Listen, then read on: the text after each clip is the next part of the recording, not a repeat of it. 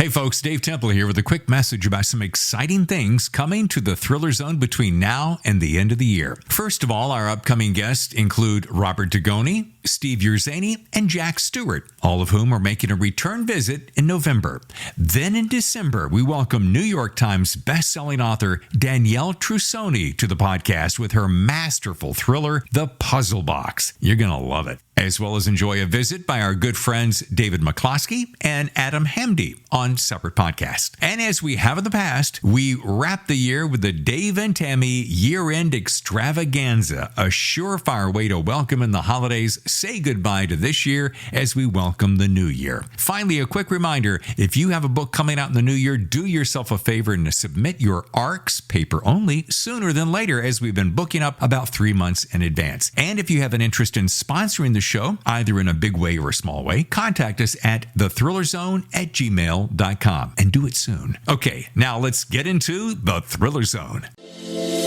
On today's 205th episode of The Thriller Zone, we welcome Steve Urszenyi, author of Out in the Cold.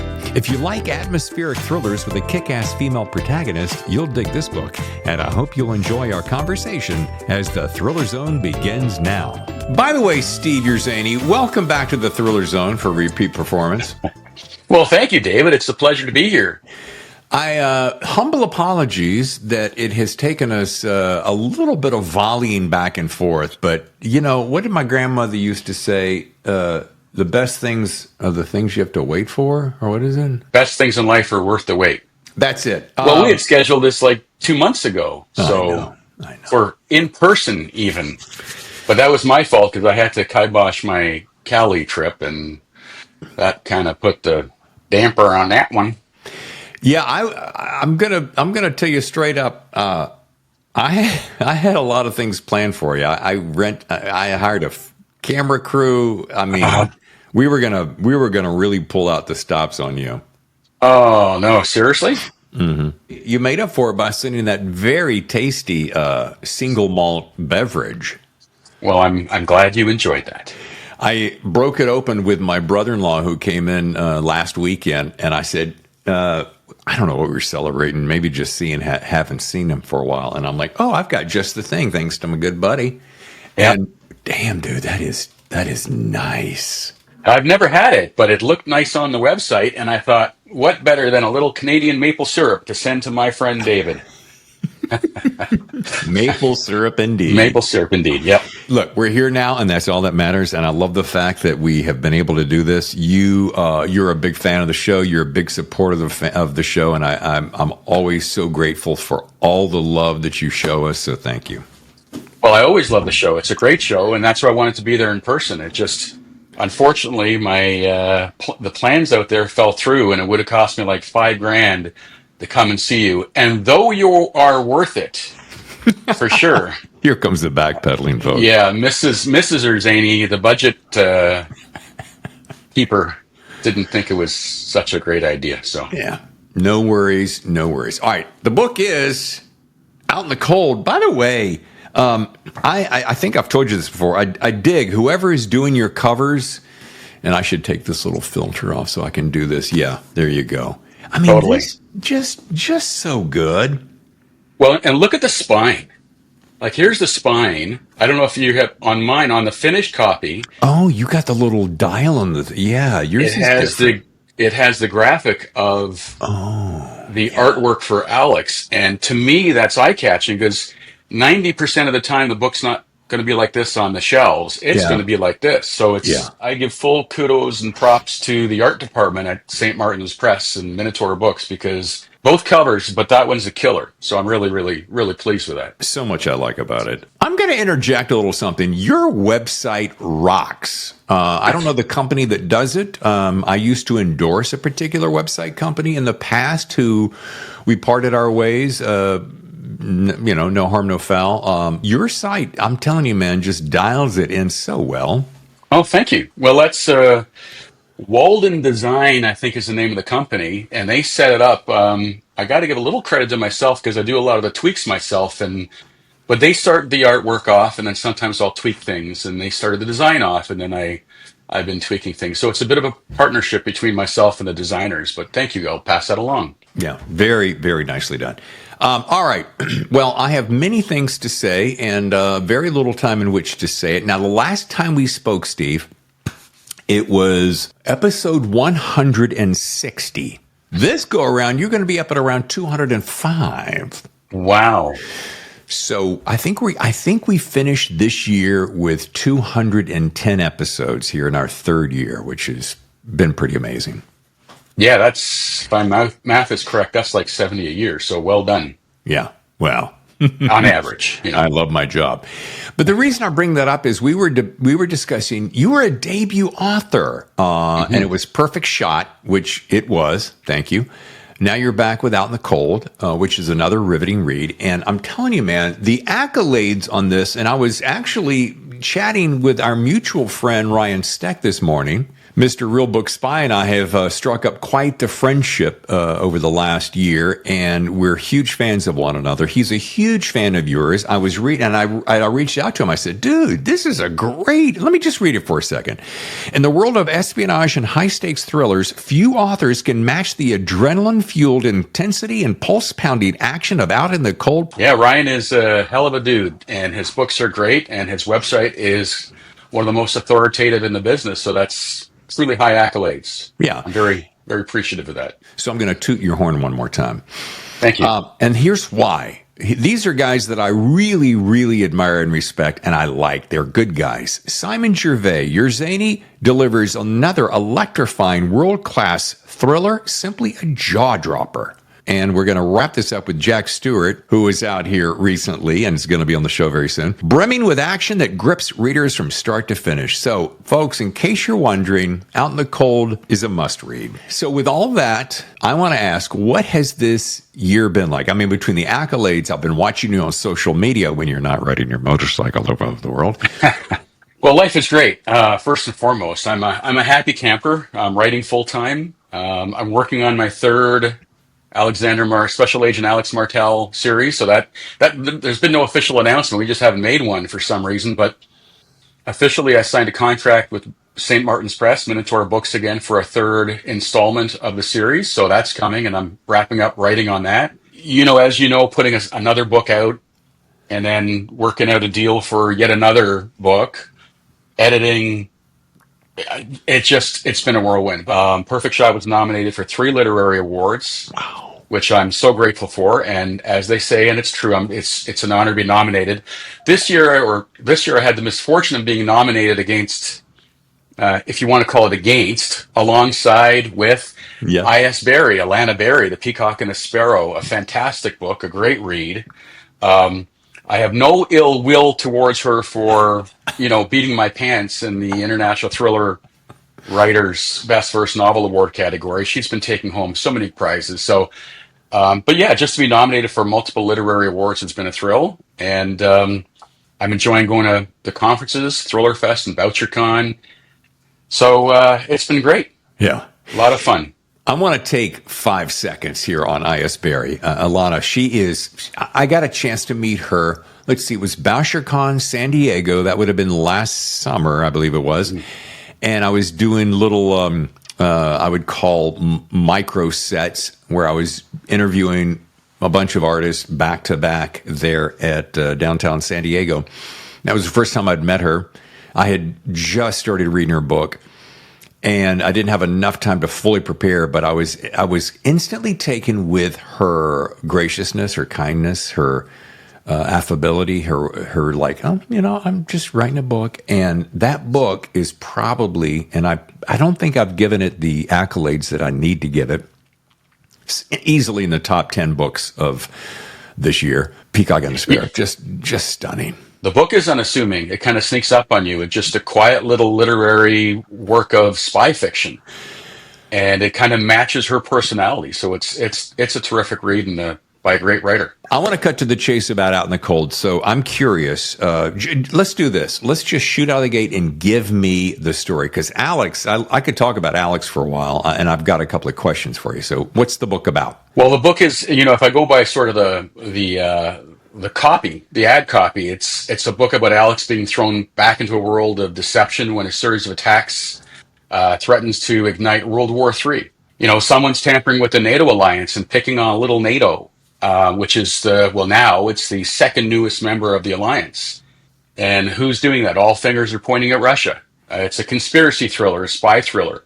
But who is it? Is it really Russia? Is it somebody else? What's going on? So Alex is not exactly put on the case. She kind of is, kind of isn't. It's Alex. So she goes after it kind of like a dog with a bone and tries to get to the bottom of what's actually going on. So it's a spy caper and it's an Alex Martel thriller all wrapped up into one. Yeah, she's so good.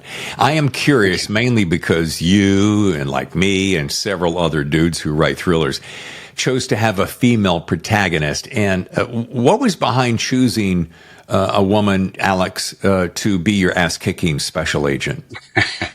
I answer this question a fair bit because it's unusual, both in the genre and for a male to be writing that character. But I didn't pick Alex so much as she picked me. And while that sounds cliche, it's a truth because I'm a pantser, which means for those who don't know, there are kind of two schools of thought in writing. One is guys and gals who write by the seat of their pants, not having a clue what they're doing when they sit down to write and stare at a blank screen and a blank page. And there's plotters, those who know where they're going and kind of plot things out quite intricately so they have the story all mapped out. But that's not me. I'm the pantser dude. And I started off some really bad stories, about a dozen of them, featuring male protagonists, but they all looked like Humphrey Bogart in my head. And sounded like him. Worse than that, they sounded like him. So basically, I was ripping off the Humphrey Bogart franchise. And if you want to use the phrase, appropriating the voice of a character that's 60, 70 years old by now. So it wasn't until I started writing a female character that I really started to develop my own voice as a writer through that character. That turned out to be, in the long run, it turned out to be Alex Martel. And the character itself, she's informed by, some people have expressed some dismay at, or disbelief rather, at a woman being able to do these things. That's just a silly thought because we know kick-ass women in this world. And I've worked with a lot of those kick-ass women. And as a paramedic and as a tactical medic with the police, I don't care who's standing beside me, man or woman, they better be able to do what they need to do in the moment. Literally, my mind's been blown by how many fantastic operators I've worked alongside over the years, whether that's, again, paramedics or police officers, really, and those people helped inform the character. So that's kind of the longer version of the short answer. No. I love that. I love that insight. And, it's so true. I mean, I'm loving the fact that on movies and television series right now, you're seeing more and more women who are showing, I can kick ass just as good as the next guy. And I love that. I've been a big fan of that. One of my series is a woman who does the same. And another thing about this book, it kind of explores, in my opinion, this theme of survival and resilience in challenging environments, of course, the cold. And I wondered what inspired the unforgiving landscape. Was it just your appreciation for it? Is it because in Canada where you live, you get to see plenty of it? I mean, that's probably a good point, and maybe subconsciously that works its way into there. High school literature was all about, man against man, man against nature. And that's a theme in Canadian literature for sure. And for me as well. I mean, I'm an outdoors guy. I camp, I hike, I canoe, I kayak. I love being out in the woods. But really, when it came to this series, it was about exploring Alex as a character and knowing that she's not so much a lone wolf, but she's certainly an independent character, someone who likes to challenge herself. And I wanted to put her up against stark conditions and stark contrasts, and make her, have people understand that this is someone who works within an urban environment. She's someone who thrives in that context of by herself against whatever forces come her way. And I love that. And it's the perfect tee up for this because the book deals with isolation on many levels. And that's one thing when I was reading the book, I really absorbed that isolation and lone wolf, if you will. So there was isolation both physically, emotionally. To drill down one step further, what informed that approach? And two-part question. What informed that approach? And what do you hope readers will take away from it with that in mind? The isolation theme, both the internal, the personal, the human, as well as the environment again. Helsinki which is where a lot of the story takes place. Yeah. It is kind of, I mean, Lynn and I visited, my wife Lynn and I visited Helsinki to do the research. And I was actually we both were quite surprised by how much it resembles our own, where we live. The sort of the Canadian Shield, the Laurentian Shield, the granite hitting the surface of the land, very, very much a rugged landscape. For Alex, I wanted people to know not just what she was, like where she was, but who she is. And that whole rugged, the challenge of how she was raised, being raised independently by her dad, the general, her dad being an army general, who we meet briefly in Out in the Cold, but I can tell you he makes a major appearance in the next book. And her mom, who we refer to, I think, in Perfect Shot, but don't get a glimpse of, both of whom, she was a doctor, both of whom very independent characters who imbued that sense of toughness and resilience and independence in their daughter. So I like to set the story. It was natural for me to set the story in a way that really reflected those qualities of Alex and showed those qualities off. Well, one thing I've noticed about you, and I think, it's so funny. Well, first of all, let me make this point. You're a big fan of research. It's very clear. You do the travel, you put in the time, you go to the places, and you can tell me, new writers can tell me, oh, dude, I can just Google it. I'm like, yeah, you sure can. You can Google it. You can do flyovers with Google Earth and all that stuff. But there is something visceral, electric, magical when you actually walk through the streets of the towns that you're writing about, that you can pull in those little nuances, those tiny little things that you think nothing about, that you think you can pull through a Google search, and yet you're a walking example of this. You pull those tiny little visceral things out of the atmosphere and you embed it into the book, and it really helps. Yeah, thank you. And Finland, I mean, it was important being in Helsinki because you get everything I did and saw in Helsinki, almost everything found its way into the book in one way or another. Whether it's a thought, whether it's a sensation, whether it's a breeze coming at Alex, whether it's a little plush toy, a Moomin, whatever it is, I used a little funny tidbit there, or the steps that are seen on the steps of the cathedral, the Helsinki Cathedral, which was that it's part of a foot pursuit. But that scene came directly out of something we experienced live in Helsinki at the time. So Lynn and I on the steps of the cathedral saw much of what Alex sees in that foot pursuit, about certain people coming out of a side street type of thing. So yeah, I think Google will get you so far, Google Maps, Google Earth View, all that stuff. But like in the third book I'm doing now, you can't get the sights and smells of a place from Google. Yeah. You got to be there to absorb that whole atmosphere. And I look at it this way.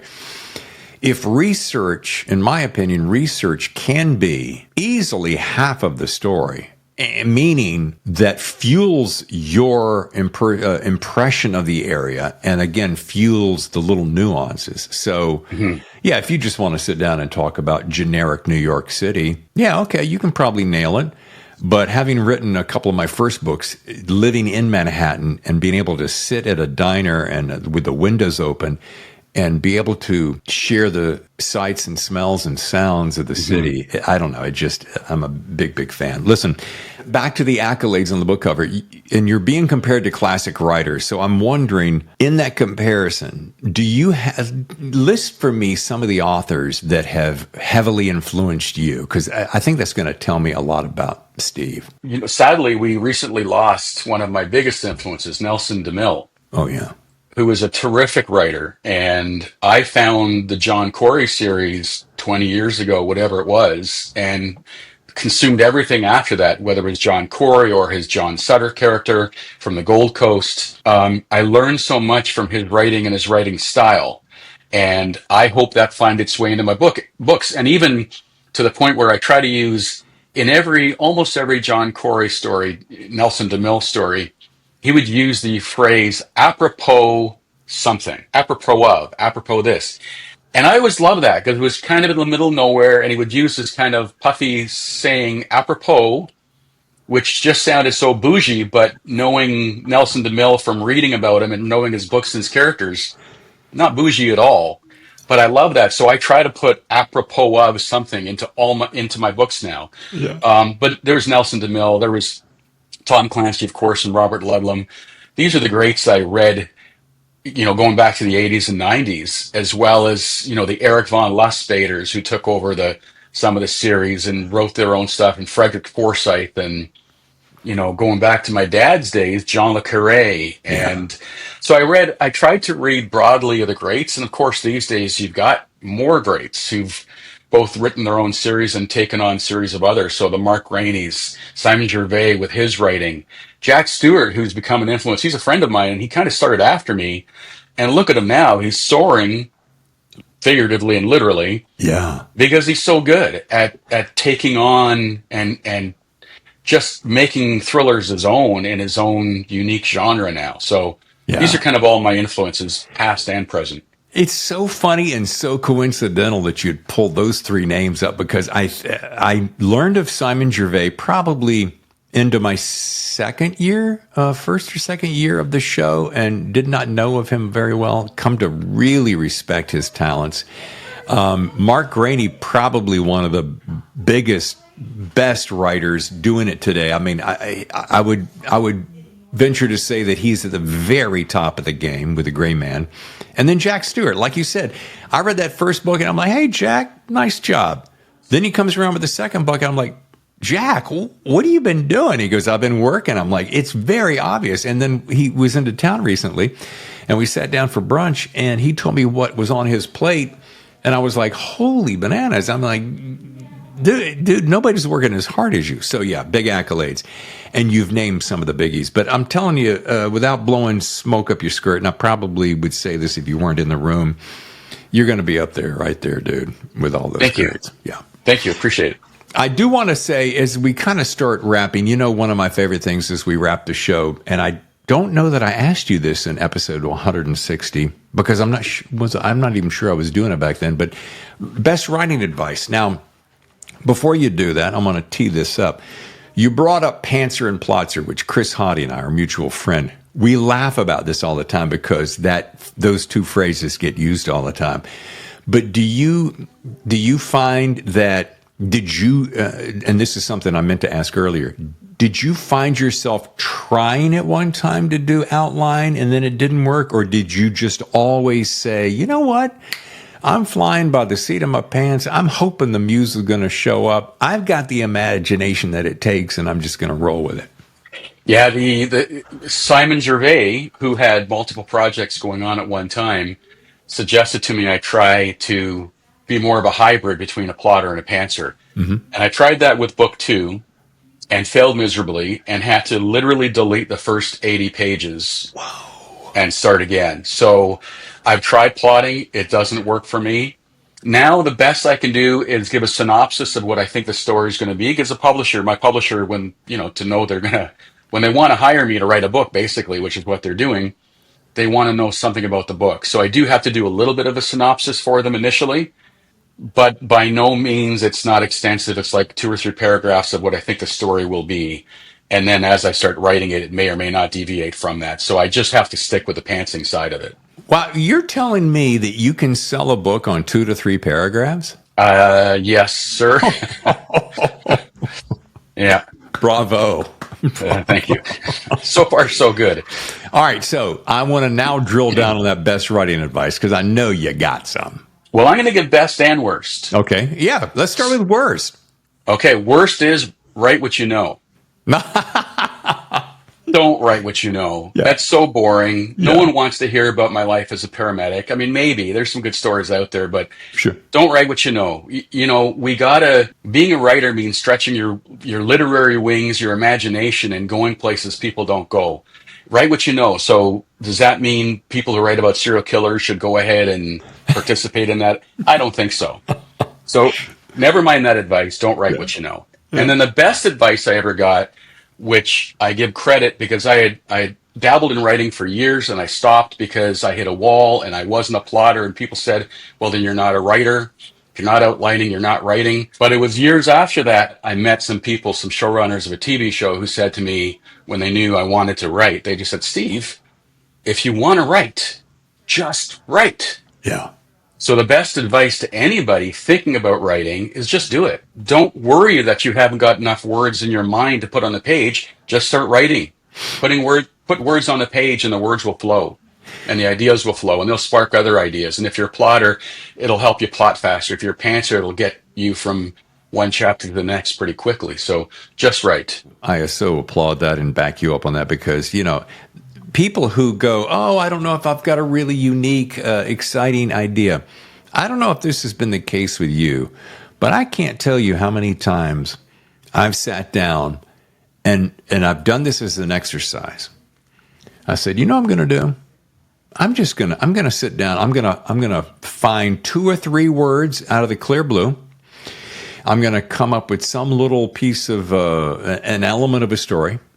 And then I'm going to sit down and just write 1 page. That's all I'm going to do. No pressure, dude. And I'm saying this to myself. No pressure.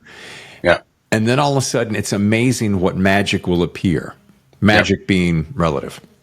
Mm-hmm. So my point to that is sometimes I think you just got to give yourself permission and get out of your own way and just get into the flow. And hey, by the way, if you start writing and it sucks, then stop doing it and go do something else. Yeah, for sure. But the reality is, as you said, it's in creating the words and putting them on paper that the ideas begin to come and flow. And you have to get out of your own way. You have to get out of your own head and thinking, oh, I got to make this good. No, you don't. Like you said, write shit. It's going to be crap. When you want to be a performative, when you want to act or dance or paint, it's going to be awful in the beginning. And the writing shouldn't be and isn't any different than that. It's going to be awful. It's something that gets better with practice. I'm going to share something that it's on an upcoming show. I think she kicks off December.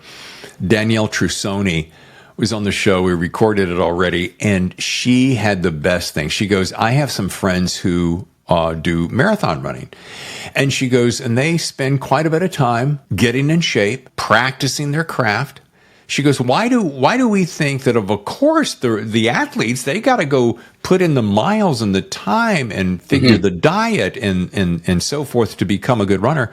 Why do we think that we're not going to do the same preparation for our jobs as writers to put in the time and to do the practice and to do the word drills or whatever? So, and I walked away going, oh, I love that. It's so simple and so good. Right? The muse doesn't fly around the backyard waiting to come through the door. The muse comes there only when you're, bleeding on a typewriter and sweating over every word and just getting it out there. Then the muse will show up. Until you're putting in the work and the labor of writing, nothing's gonna happen. And that applies to if you're a plotter or a pantser, because the muse has to show up, you have to show up and get those words on paper in an outline. If that's your way to do it, then do it. By the way, as I wrap, I want to say something. I want to thank you for something. I think you may be, if not the only, one of the onlys, that in the back of the book on acknowledgments, you thanked me for my work on the podcast, The Thriller Zone. So thank you